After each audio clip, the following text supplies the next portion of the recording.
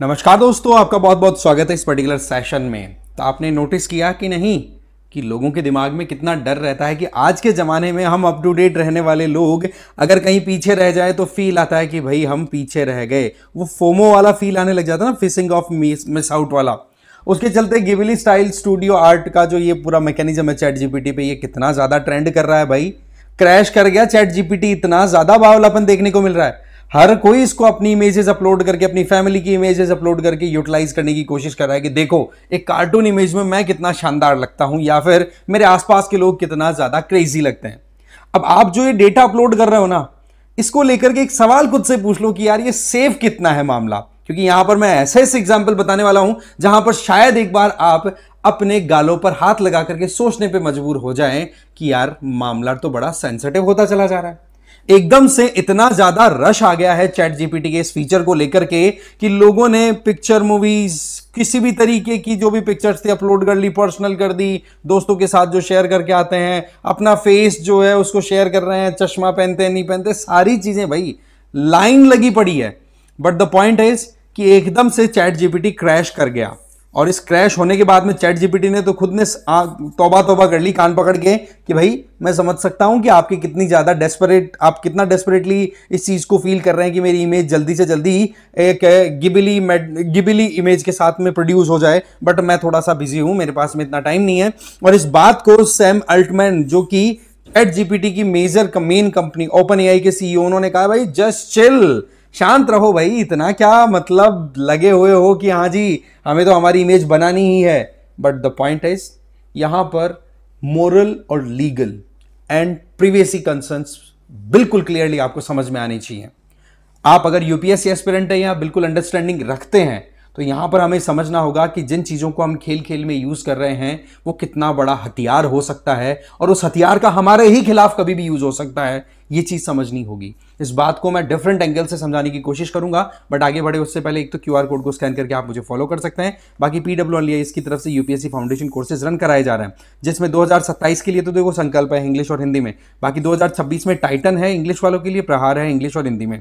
इन सभी में जो भी कोर्स आप सब्सक्राइब करोगे, लाइव एंड रिकॉर्डेड क्लासेस के साथ में डेली बेसिस पर प्रैक्टिस कराई जाएगी और ई बुक्स भी दी जाएगी, जिससे कि आप अच्छे से अपनी प्रिपरेशन को एक पुश दे सके। एडमिशन बिल्कुल ओपन है, डिटेल्स डिस्क्रिप्शन बॉक्स में दी हुई है। तो सैम ऑल्टमैन मजबूर हो गए ये कहने के लिए भाई थोड़ा शांत हो जाओ, इतना क्या बावलापना लगा रखा है खुद की इमेज को कार्टून इमेज में कन्वर्ट करने के लिए। वैसे कार्टून इमेज के बारे में मैंने कल कॉपीराइट वाले मामले को तो हमने अच्छे से क्लियर कर ही लिया था, बहुत सारे आपके कमेंट्स भी आए और आप लोग लगातार उस वीडियो को प्यार दे रहे हो, उसके लिए thank you very much. So the point is कि जापान के हायाओ मियाजाकी ने यह कहा था कि मेरी जो मेहनत थी, मेरे जैसे जो आर्टिस्ट होते हैं जो हाथों से इमेज बनाते हैं, उकेरते हैं, थीम लेकर के काम करते हैं, बहुत सोच समझ के बोलो उन लोगों को बेरोजगार करने की तुम लोग तैयारी कर रहे हो। बट द पॉइंट इज कि ये केवल कॉपीराइट का मामला नहीं है दोस्तों, ये यहां पर बहुत बड़ा privacy, data collection, data protection का मामला भी है। और हमारे देश में तो डेटा को लेकर के वैसे कितनी प्रॉब्लम है। आज सच्चाई क्या है, ये जितने भी आर्टिफिशियल इंटेलिजेंस टूल्स हैं,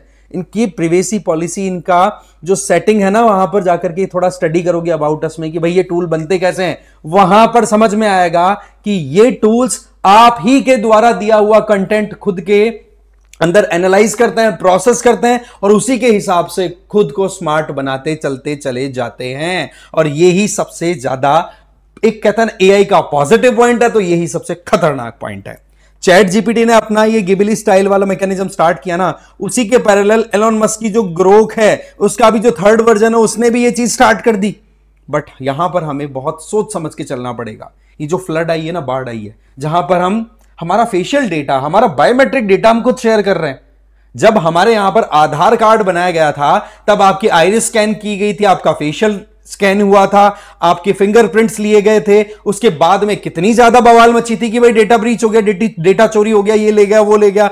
और दूसरी तरफ वहीं पर आज हम हमारा खुद का डेटा अपलोड कर रहे हैं, जहां से हमारी खुद की बायोमेट्रिक इंफॉर्मेशन इन टूल्स के द्वारा यूज किया जा सकता है, हमारी इमेजेस को मैनिपुलेट किया जा सकता है और जरूरत पड़ी तो ये बेच भी दे, क्या पता भाई। और इससे भी बुरा दिन हुआ तो डार्क वेब पर अगर हमारा कंटेंट पहुंच रहा है तो आप समझ जाइए कि कितना ज्यादा कंसर्निंग इश्यू ये बन चुका है। ये बहुत बड़ा एक सेफ्टी कंसर्न के तौर पे देखा जा रहा है, क्योंकि ये एआई टूल्स, ये कंपनियां अपना खुद का प्लान इसी बात को लेकर के चल रही हैं कि भाई अगला बंदा कैसे भी हमारे ट्रैप में उलझ जाए जो यूजर है, और अपनी कंसेंट खुद दे दे वॉलंटरीली कि हाँ जी ये देखो ये हमारी इमेजेस है, ये हमारी इंफॉर्मेशन है, आप इसको यूज करो। फिर वो अगर यूज करेगा तो आप लोग बोल भी नहीं पाओगे कि मेरा डेटा ऐसे यूज क्यों हुआ, इसका गलत तरीके से, एक तरीके से एक्सप्लॉइटेशन क्यों किया जा रहा है, आप सवाल भी नहीं उठा पाओगे।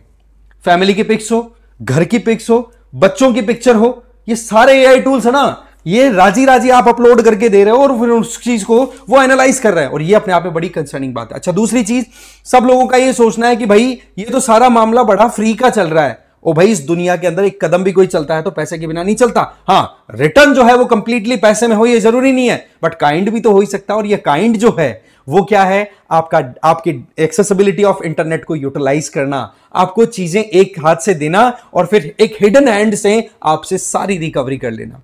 एआई मॉडल्स की ट्रेनिंग का जो कॉन्सेप्ट है ये लॉन्ग टर्म में कहां ले जा सकता है वो मैं अभी बताता हूं। अभी रिसेंट टाइम में एक एआई टूल है जिसका नाम है क्लियर व्यू एआई, राइट।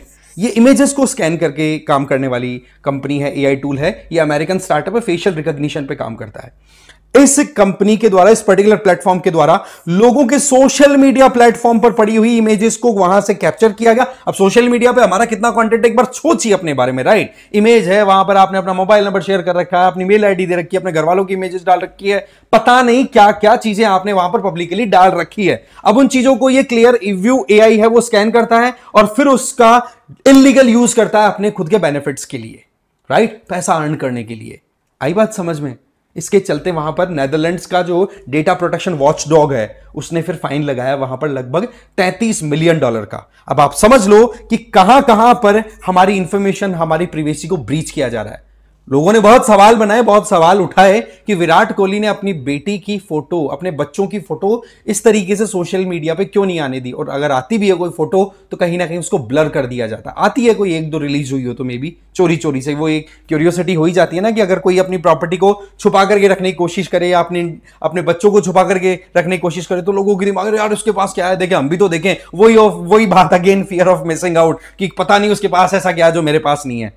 क्यों जी, ऐसा ही कुछ सीन चल रहा है। ऑस्ट्रेलिया की एक कंपनी है जिसका नाम आउट अ बॉक्स। क्या नाम है जी? Out of box. उस कंपनी पे एलिगेशन लगे।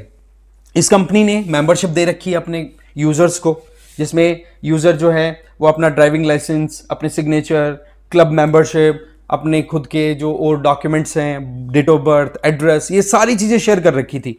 पता पड़ा कि आउट ऑफ बॉक्स जो है उस कंपनी के द्वारा अपना ही डेटा ब्रीच करवा लिया गया, या फिर उसका डेटा ब्रीच हो गया, राइट, और एकदम से पूरा डेटा लीक। अब आप सोचो कि जिन इंफॉर्मेशंस को हम इतना इजीली किसी के साथ शेयर कर देते हैं वो कहां तक, कितनी ज्यादा रेपरकशंस हमें झिलवा सकती है।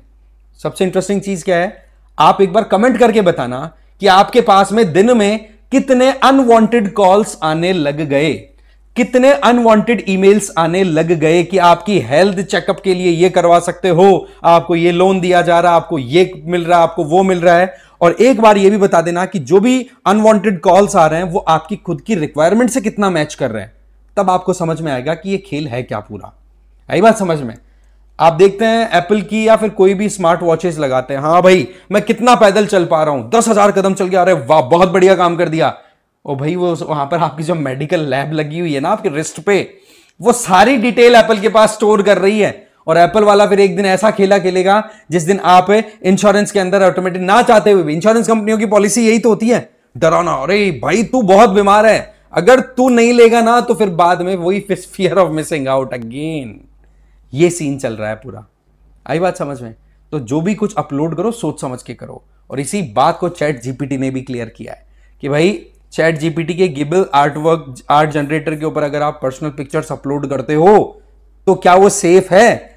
तो इसने भी बोल दिया नो, ऐसी पिक्चर तो बिल्कुल भी अपलोड मत करो जहां पर आप पर्सनल या फिर सेंसिटिव कंटेंट को शो कर रहे हो, वहां पर ऐसी चीजें मत शेयर करो, क्योंकि अल्टीमेटली प्राइवेसी आपकी कॉम्प्रोमाइज होने के पूरे डर हैं। जो चैट जीपीटी यूज करके आप अपने खुद के इमेजेस को मॉडिफाई कर रहे हो ना, वही चैट जीपीटी अलर्ट भी दे रहा है साथ ही साथ। तो यहां पर एक कहते हैं ना कि सोच समझ करके जिंदगी में आगे बढ़ने की जरूरत है, और भाई अपनी सेफ्टी अपने हाथ, सिंपल सी बात है, राइट। इस वीडियो में इतना ही था, बाकी अपना ओपिनियन आप कमेंट करके जरूर बताना। Thank you very much.